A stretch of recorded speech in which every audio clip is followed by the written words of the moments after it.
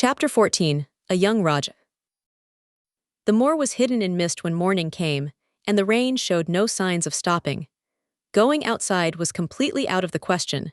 Martha was so busy that Mary didn't get a chance to talk to her, but in the afternoon, she asked Martha to come and sit with her in the nursery. Martha arrived carrying the stocking she was always knitting whenever she had a spare moment. "What's the matter with you?" She asked as soon as they sat down. "You look as if you've got something to say." I've found out what the crying was," said Mary. Martha let her knitting drop onto her lap and stared at her with startled eyes. "You haven't." She exclaimed. "Never." "I heard it in the night." Mary went on. "So I got up and went to see where it was coming from. It was Colin. I found him." Martha's face turned red with fright. Miss Mary," she said, half crying. "you shouldn't have done it, you shouldn't. Y'all get me into trouble. I never told you anything about him, but y'all still get me into trouble. I'll lose my job, and what will Mother do then?" "You won't lose your job," Mary said. "He was glad I came. We talked for a long time, and he said he was glad I found him." "Was he?" cried Martha. "Are you sure? You don't know what he's like when anything upsets him. He's a big boy to cry like a baby, but when he's in a temper, he'll scream just to frighten us. He knows we don't dare call our souls our own." "He wasn't upset," Mary said. "I asked him if I should leave, but he made me stay. He asked me questions, and I sat on a big footstool and talked to him about India, the robin, and the gardens. He wouldn't let me go. He even let me see his mother's picture. Before I left, I sang him to sleep." Martha gasped in absolute amazement. "I can hardly believe you." She protested.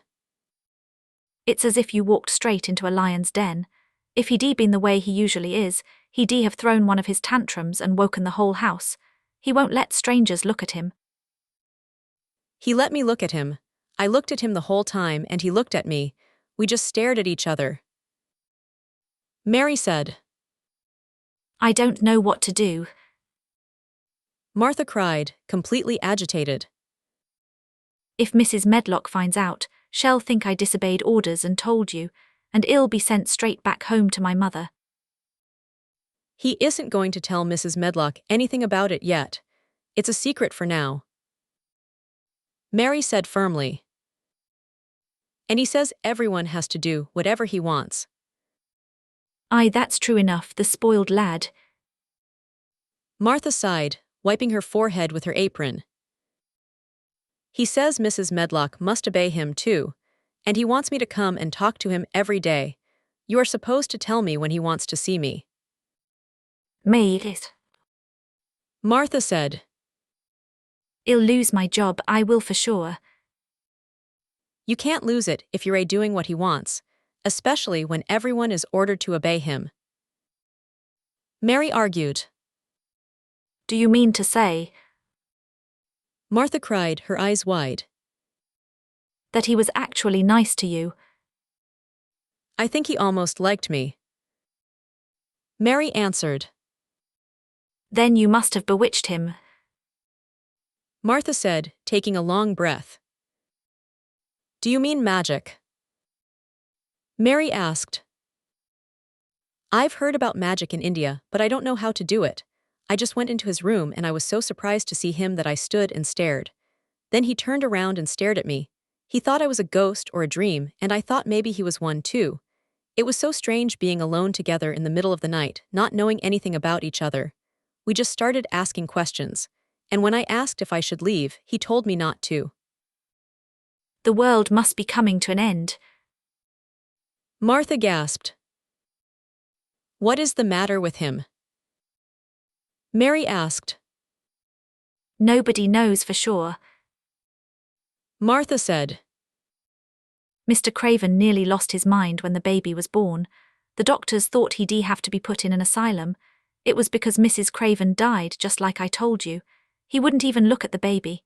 He just raved and said it would grow up to be another hunchback like him, and that it would be better off dead. Is Colin a hunchback? Mary asked. He didn't look like one. He isn't yet. Martha said. But he started out all wrong. Mother said there was enough grief and anger in this house to make any child sick. They were afraid his back was weak, so they've always coddled him, keeping him lying down and not letting him walk. Once they made him wear a back brace, but he fretted so much it made him downright ill. Then a specialist from London came to see him and made them take it off. He talked to the other doctor quite sharply, though politely. He said there had been far too much medicine, and too much letting him have his own way. I think he's a very spoiled boy. Mary said. He's the most spoiled little thing that ever lived. Martha said. I won't deny he's been very sick. He's had coughs and colds that nearly killed him 2 or 3 times. Once he had rheumatic fever and another time he had typhoid. Mrs. Medlock got a terrible fright then. He'd been out of his mind with fever, and she was talking to the nurse thinking he couldn't hear. She said, he'll die this time for sure, and it's the best thing for him and everyone else. But when she looked at him, there he was with his big eyes wide open, staring at her as clear-headed as could be. She didn't know what he would do, but he just stared and said, "Give me some water and stop talking." Do you think he will die? Mary asked. Mother says there's no reason to expect a child to live when he gets no fresh air and does nothing but lie on his back, read picture books, and take medicine. He is weak, and he hates the effort of going outside. He catches cold so easily that he claims it makes him sick. Mary sat and stared at the fire. I wonder, she said slowly, if it wouldn't do him good to go out into a garden and watch things grow. It did me a lot of good. One of the worst fits he ever had, Martha said, was when they took him out to the roses by the fountain. He'd been reading in a paper about something called a rose cold, and he started sneezing and insisted he had caught it. Then a new gardener who didn't know the rules walked by and looked at him curiously. Colin flew into a rage, screaming that the man was staring because he was going to be a hunchback. He cried himself into a fever and was sick all night. If he ever gets angry with me, I'll never go to see him again. Mary said. He'll have you if he wants you. Martha said. You might as well know that right from the start. Very soon after, a bell rang and Martha rolled up her knitting. I expect the nurse wants me to watch him for a bit, she said. I hope he's in a good mood.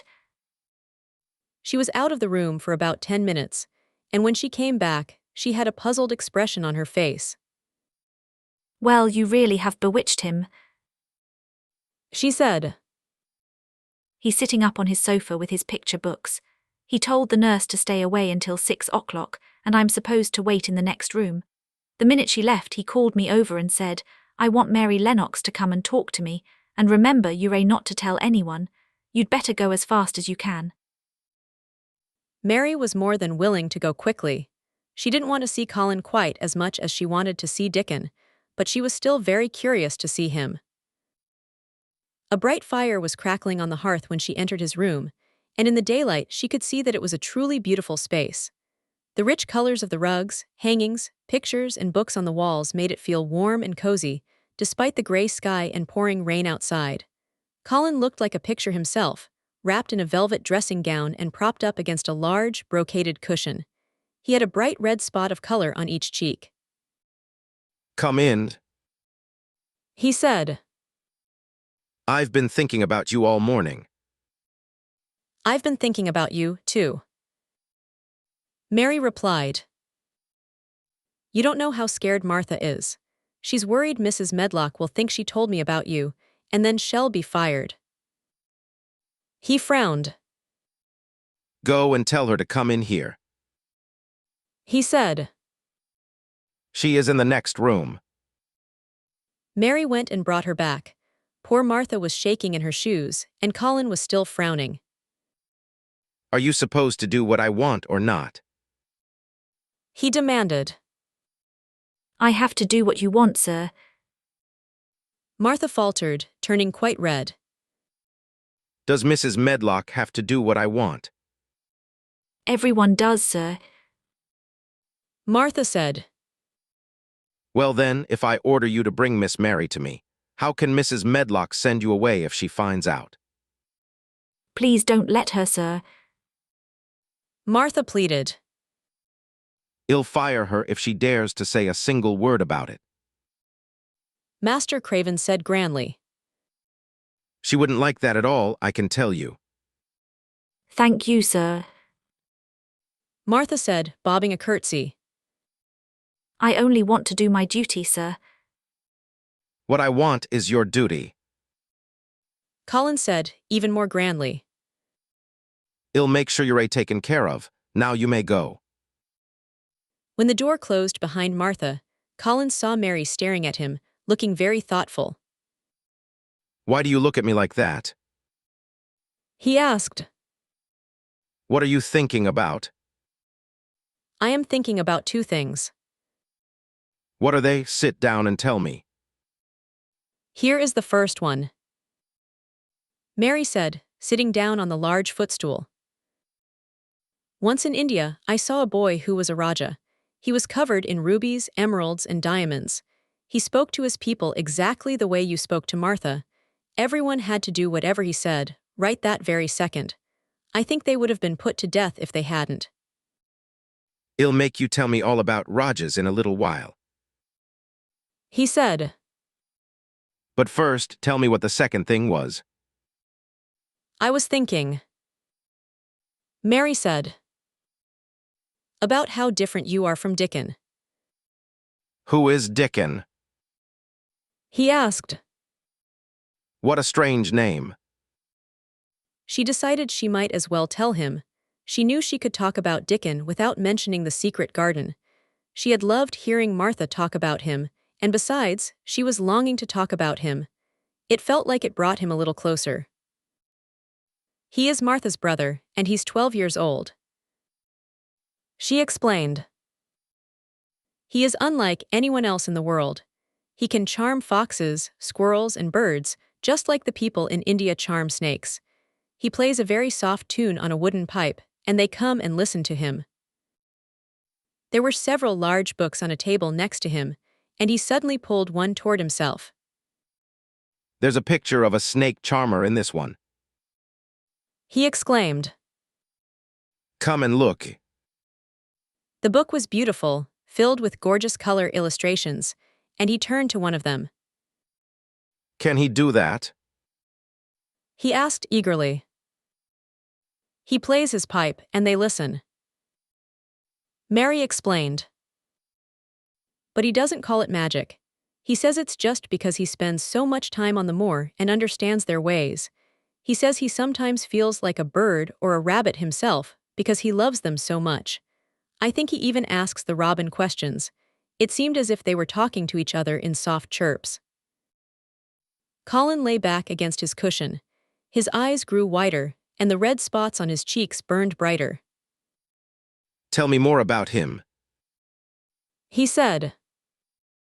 He knows all about eggs and nests. Mary went on. And he knows where foxes, badgers, and otters live. He keeps their homes a secret so that other boys won't find them and scare them. He knows about everything that grows or lives on the moor. Does he actually like the moor? Colin asked. How can he when it's such a huge, bare, dreary place? It's the most beautiful place. Mary protested. Thousands of lovely things grow there, and there are thousands of little creatures busy building nests, digging holes, making burrows, and chirping or singing or squeaking to each other. They are so busy having fun under the earth, in the trees, or in the heather. It's their world. How do you know all that? Colin asked, propping himself up on his elbow to look at her. I've never actually been out on it, really. Mary said, suddenly remembering. I only drove across it in the dark, and I thought it was horrible. Martha told me about it first and then Dickon. When Dickon talks about it, you feel as if you can see and hear everything, as if you were standing right in the heather with the sun shining and the yellow gorse flowers smelling like honey, surrounded by bees and butterflies. You never see anything when you're sick. Colin said restlessly. He looked like someone listening to a new sound in the distance, wondering what it could be. You can't if you stay inside a room all the time. Mary said.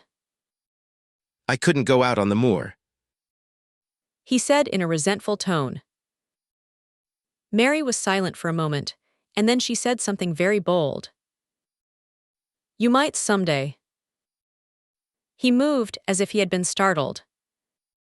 Go out on the moor? How could I? I'm going to die. How do you know?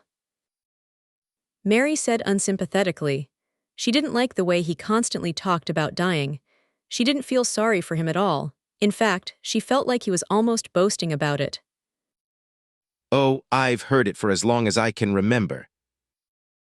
He answered crossly. They're always whispering about it, thinking I don't notice. They wish I would too. Mary felt extremely stubborn. She pressed her lips together. If they wished I would die. She said. I'd make sure I didn't. Who wishes you would? The servants and Dr. Craven, of course, because he would inherit Misselthwaite and be rich instead of poor. He doesn't dare say so, but he always looks cheerful when I get worse. When I had typhoid fever, his face looked positively glowing. I think my father wishes I would die too. I don't believe he does. Mary said stubbornly. That made Colin turn and stare at her again. You don't? He asked. Then he lay back on his cushion and was quiet, as if he were deep in thought. A long silence followed. Perhaps both of them were thinking the strange kinds of thoughts that children do not usually have. I like the great doctor from London, because he made them take that iron brace off. Mary said at last. Did he say you were going to die? No. What did he say? He didn't whisper. Colin answered. Maybe he knew I hated whispering. I heard him say one thing quite out loud. He said the boy might live if he would make up his mind to it, get him into a better frame of mind. He sounded rather angry when he said it. I'll tell you who might get you into a better frame of mind. Mary said thoughtfully. She felt as if she wanted this issue settled once and for all. I bet Dickon would. He's always talking about living things. He never talks about dead things or things that are sick. He's always looking up at the sky to watch birds flying or looking down at the ground to see something growing. He has these round blue eyes that are always wide open from looking around. And he laughs such a big laugh with his wide mouth, and his cheeks are as red as cherries. She pulled her stool closer to the sofa, her face completely changing at the memory of Dickon's wide, smiling mouth and bright, open eyes. Look, she said. Let's not talk about dying. I don't like it. Let's talk about living instead. Let's talk all about Dickon, and then we can look at your pictures. It was the absolute best thing she could have said. Talking about Dickon meant talking about the moor, the cottage, and the 14 people who lived in it on 16 shillings a week. It meant talking about the children who grew chubby on the fresh moor air just like the wild ponies, and about Dickon's mother, the skipping rope, the sunlit moor, and the tiny green shoots pushing up through the dark soil. Everything felt so alive that Mary talked more than she ever had in her life. Colin, too, talked and listened in a way he never had before. Soon, they both began to laugh over silly little things, the way happy children do. They laughed so hard that before long, they were making as much noise as two normal, healthy 10-year-olds, instead of a cold, stubborn little girl and a sickly boy convinced he was going to die. They were having such a wonderful time that they completely forgot about the pictures and the time. They were laughing loudly over stories about Ben Weatherstaff and his robin, and Colin was actually sitting upright, as if he had forgotten all about his weak back, when he suddenly remembered something. Do you know there's one thing we haven't thought of at all? He said. We are cousins. It seemed so funny that they had talked for so long, without remembering this simple fact that they laughed harder than ever, having reached that silly state where everything is hilarious. In the middle of their laughter, the door opened, and in walked Dr. Craven and Mrs. Medlock. Dr. Craven stopped in absolute alarm, and Mrs. Medlock almost fell backward because he had accidentally backed into her. Good Lord.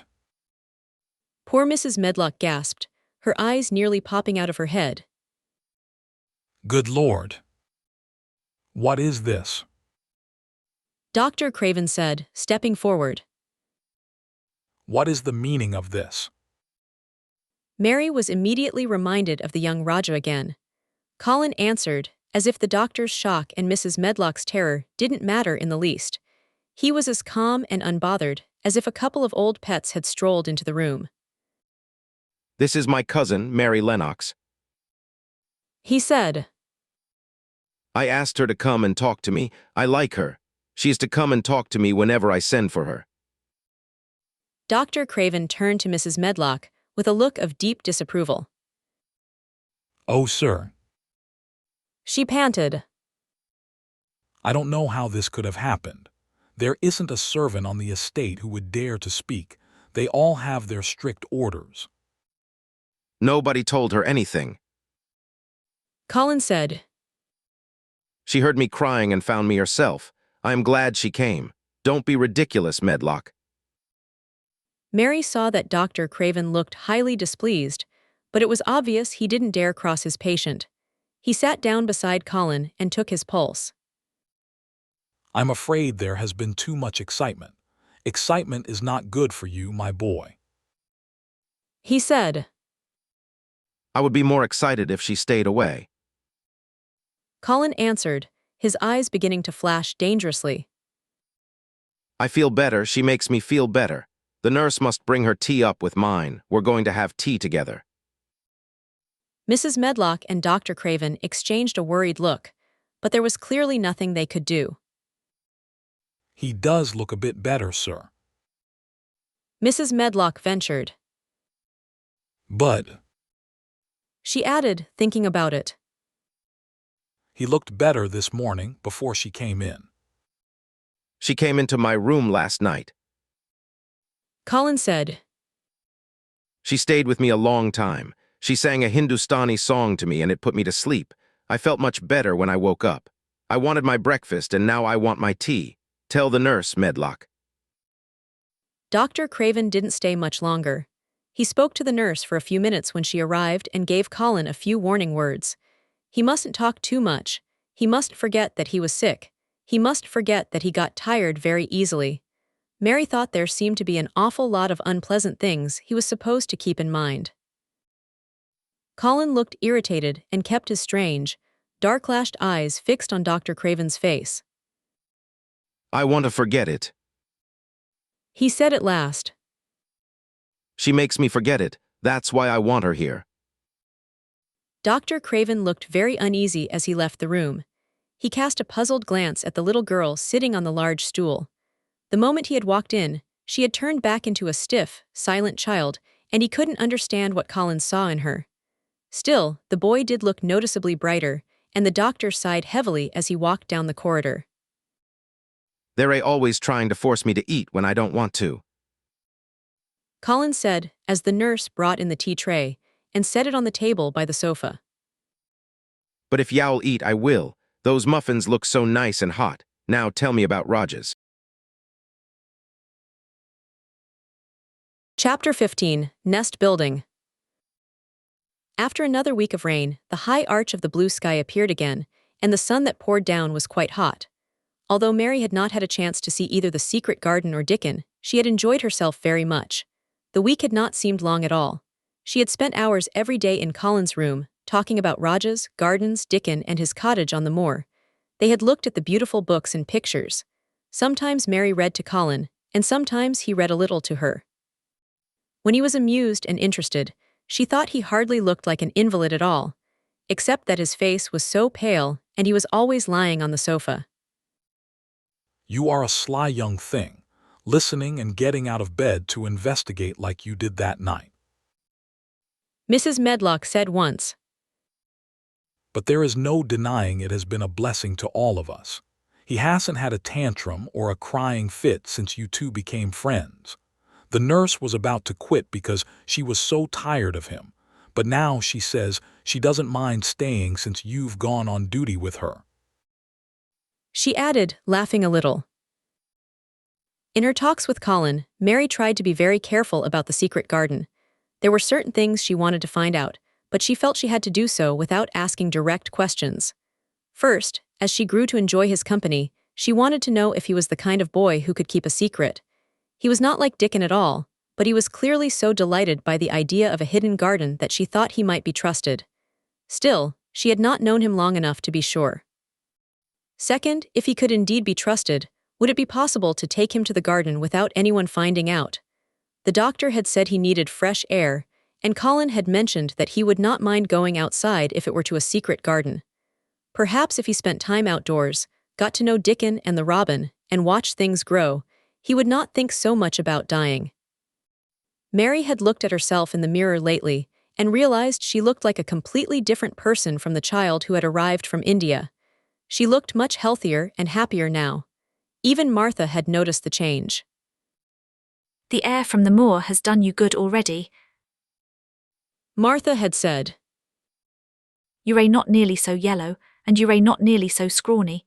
Even your hair doesn't fall down on your head so flat. It has some life in it now, so it stands out a bit. It is like me, said Mary. It is growing stronger and thicker. I am sure there is more of it. It certainly looks like it, Martha said, ruffling it up a little around Mary's face. You're not half so plain when it's like that, and you have some colour in your cheeks. If gardens and fresh air had done her so much good, perhaps they would help Colin too. But since he hated being looked at, she wondered if he would object to seeing Dickon. Why does it make you angry when people look at you? She asked him one day. I have always hated it. He answered. Even when I was very small. When they took me to the seaside and I lay in my carriage, everyone stared. Ladies would stop to talk to my nurse and start whispering. I knew they were saying I wouldn't live to grow up. Sometimes they would pat my cheeks and say, "Poor child." Once, when a lady did that, I screamed out loud and bit her hand. She was so frightened that she ran away. She must have thought you had gone mad, like a rabid dog. Mary said, not sounding very impressed. I don't care what she thought. Colin said, frowning. I wonder why you didn't scream and bite me when I came into your room. Mary said, then she began to smile slowly. I thought you were a ghost or a dream. He said. You can't bite a ghost or a dream, and if you scream, they don't care. Would you hate it if a boy looked at you? Mary asked hesitantly. He leaned back on his cushion and paused to think. There is one boy. He said slowly, as if weighing every word. There is one boy I think I wouldn't mind. It is that boy who knows where the foxes live, Dickon. I am sure you wouldn't mind him. Mary said. Birds and other animals don't mind him. Colin said, still reflecting on it. Perhaps that's why I wouldn't either. He is a sort of animal charmer, and I am just a boy animal. Then he laughed, and she laughed too. Soon, they were both laughing heartily, finding the idea of a boy animal hiding in his den very funny indeed. After that, Mary knew she did not need to worry about him meeting Dickon. On that first morning when the sky was blue again, Mary woke up very early. The sun was pouring in slanting rays through the blinds. The sight was so joyful that she jumped out of bed and ran to the window. She pulled up the blinds and opened the window, letting in a great wave of fresh, sweet-scented air. The moor looked blue, and the whole world seemed as if something magical had happened to it. There were sweet, soft bird calls here, there, and everywhere, as if dozens of birds were warming up for a concert. Mary put her hand out of the window and held it in the warm sunlight. It's warm, so warm, she said. It will make the green shoots push up and up, and it will make the bulbs and roots work and grow with all their might under the earth. She knelt down and leaned out of the window as far as she could, taking deep breaths and sniffing the air. She laughed as she remembered what Dickon's mother had said about Dickon's nose twitching like a rabbit's.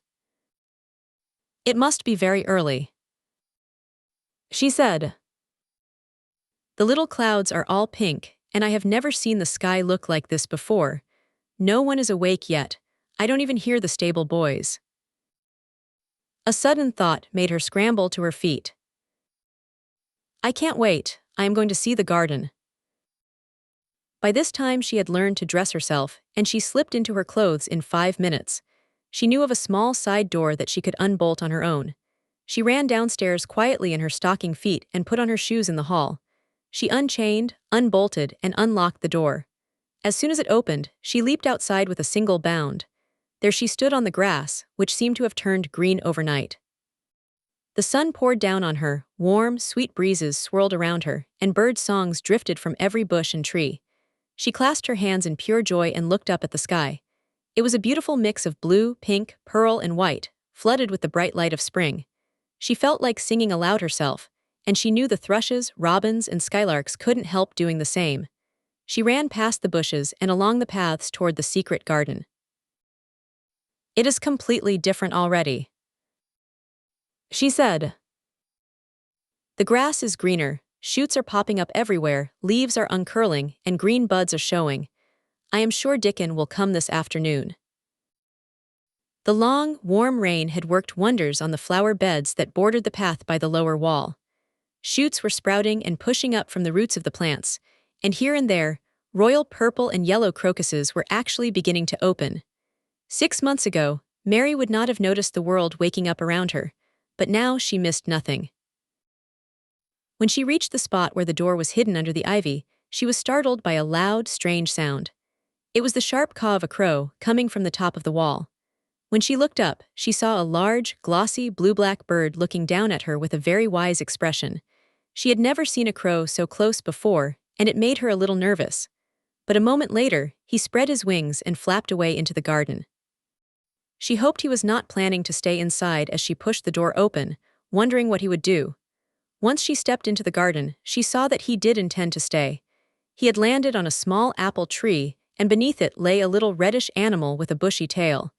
Both of them were watching Dickon, who was kneeling on the grass, working hard with his head bent down.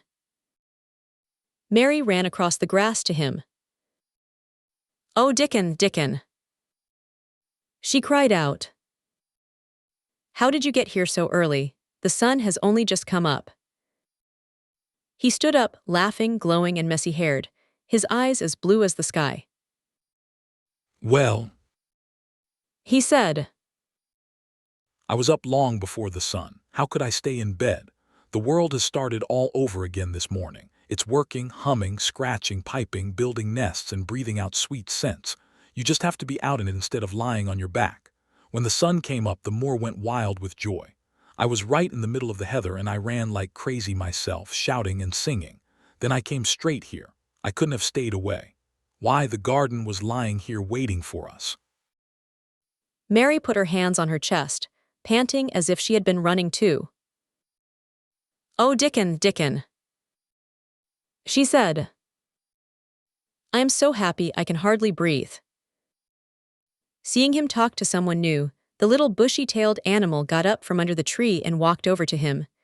The crow cawed once, flew down from its branch, and settled quietly on his shoulder. "This is the little fox cub," he said, rubbing the reddish animal's head. "His name is Captain, and this is Soot. Soot flew across the moor with me, and Captain ran as if the hounds were chasing him. They both felt just the same way I did." Neither of the creatures seemed at all afraid of Mary. When Dickon began to walk around, Soot stayed on his shoulder, and Captain trotted quietly by his side. "Look here. Said Dickon. See how these shoots have pushed up, and these, and look at these here." He knelt down, and Mary joined him. They had come across a whole cluster of crocuses that had burst into purple, orange, and gold. Mary bent down and kissed the flowers again and again. "You never kiss a person like that," she said, lifting her head. "Flowers are so different." He looked puzzled but smiled. "Oh, He said, I've kissed Mother like that many times when I've come home from the moor after a day of roaming, and she stood there at the door in the sun, looking so glad and welcoming." They ran from one part of the garden to another, finding so many wonders that they had to remind themselves to speak in low whispers. He showed her swelling leaf buds on rose branches that had looked completely dead. He pointed out thousands of tiny green shoots pushing through the soil. They put their noses close to the earth to sniff its warm spring scent.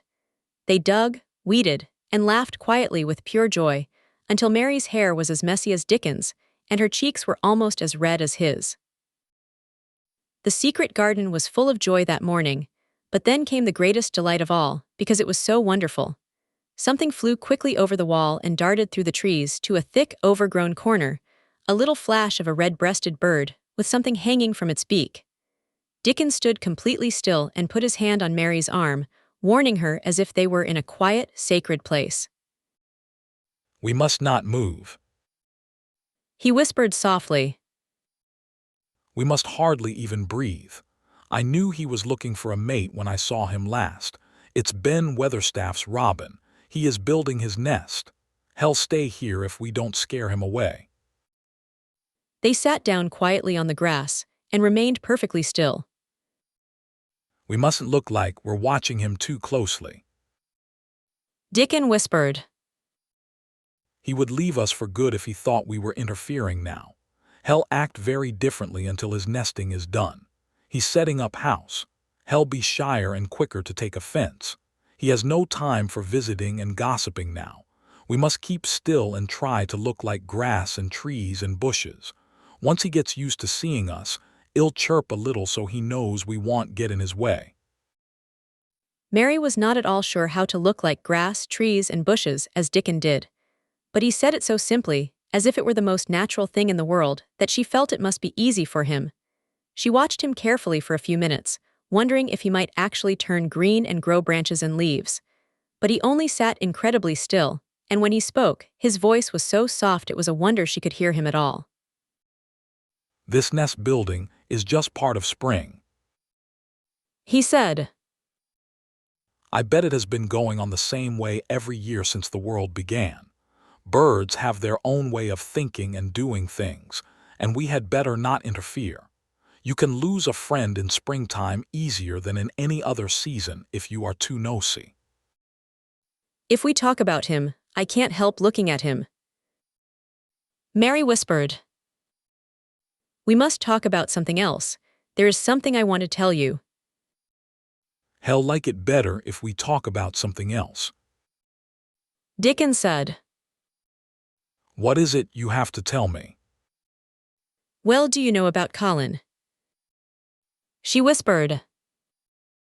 He turned his head to look at her. What do you know about him? He asked. I've seen him. I have gone to talk to him every day this week. He wants me to visit. He says I make him forget about being sick and dying. Mary answered. A look of relief washed over Dickon's round face once the surprise wore off. I am glad to hear that. He exclaimed. I am truly glad. It makes me feel much better. I knew I couldn't say anything about him, and I don't like keeping secrets. Don't you like hiding the garden? Mary asked. I will never tell anyone about the garden. He answered. But I did say to my mother, I have a secret to keep. It's not a bad one, you know. It's no worse than hiding where a bird's nest is. You don't mind that, do you? Mary always loved hearing about his mother. What did she say? She asked, eager to hear. Dickon grinned warmly. It was just like her, what she said. He replied. She gave my head a little rub, laughed, and said, "Well, son, you can have all the secrets you want. I've known you for 12 years. How did you know about Colin? Mary asked. Everyone who knows Mr. Craven knows there is a little boy who is likely to be disabled, and they know Mr. Craven doesn't want him talked about. People feel sorry for Mr. Craven because Mrs. Craven was such a lovely young lady, and they were so fond of each other. Mrs. Medlock stops by our cottage whenever she goes to Thwaite, and she doesn't mind talking to Mother in front of us children because she knows we've been brought up to be trustworthy. How did you find out about him?" Martha was in quite a state the last time she came home. She said you had heard him crying and were asking questions, and she didn't know what to say. Mary told him the story of the midnight wind howling, which had woken her up. She described the faint, distant sound of the crying that had led her down the dark corridors with her candle, ending when she opened the door to the dimly lit room with the carved four-poster bed. When she described Colin's small, ivory-white face and his strange, dark-rimmed eyes, Dickon shook his head. "Those are just like his mother's eyes, though they say hers were always laughing." Dickon said. "They say Mr. Craven can't bear to see him when he is awake because his eyes look so much like his mother's, yet they look so sad in his thin, pale face." "Do you think he wants to die?" Mary whispered. "No, but he wishes he had never been born. Mother says that's the worst thing on earth for a child. Children who aren't wanted rarely thrive. Mr. Craven would buy anything money can buy for the poor boy, but he would rather forget he exists. For one thing, he's afraid he'll look at him one day and see a hunched back." "Colin is so afraid of it himself that he won't even sit up." Mary said.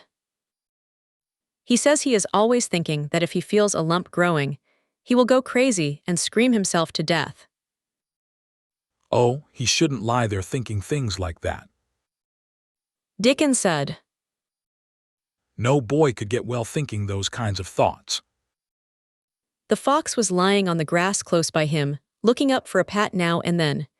Dickon bent down, rubbed his neck gently, and thought in silence for a few minutes. Soon he raised his head and looked around the garden. "When we first came in here," he said, "it seemed like everything was gray. Look around now and tell me if you don't see a difference." Mary looked around and caught her breath. "Why?" she cried. "The gray wall is changing. It's as if a green mist is creeping over it.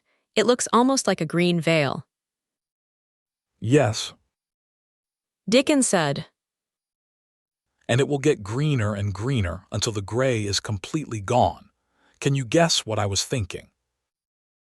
"I know it was something nice," Mary said eagerly. "I bet it was about Colin." "I was thinking that if he were out here, he wouldn't be watching for lumps to grow on his back. He'd be watching for buds to bloom on the rose bushes, and he would probably get much healthier." Dickon explained. "I was wondering if we could ever get him in the mood to come out here and lie under the trees in his carriage." "I've been wondering about that myself. I've thought of it almost every time I've talked to him," Mary said. "I've wondered if he can keep a secret and if we could bring him here without anyone seeing us. I thought perhaps you could push his wheelchair. The doctor said he needs fresh air, and if Colin tells them he wants us to take him out, no one will dare to disobey. He refuses to go out for anyone else, so they might be glad if he agrees to go with us.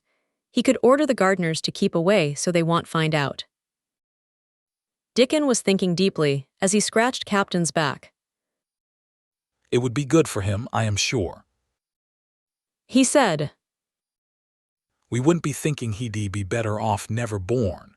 We would just be children watching a garden grow, and he would be one of us.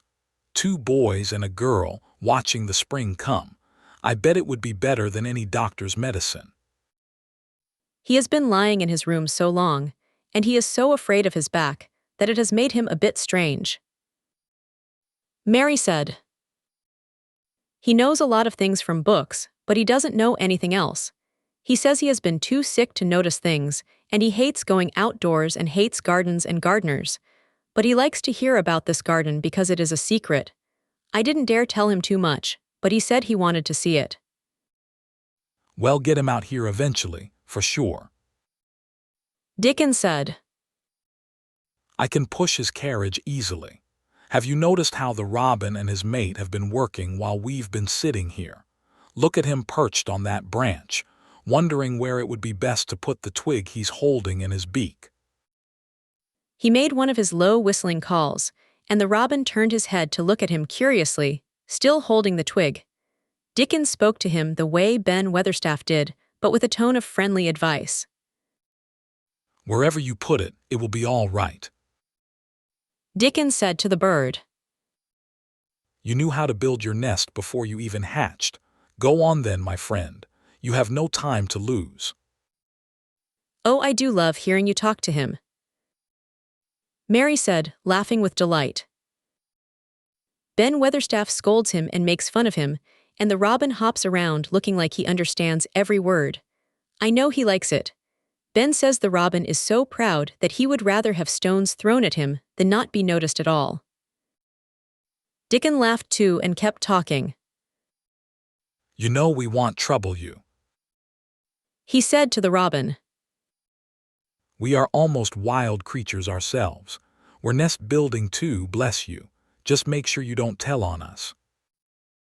And though the robin didn't answer because his beak was full, Mary knew when he flew away with his twig to his corner of the garden that the look in his bright, dark eye meant he wouldn't tell their secret for the world.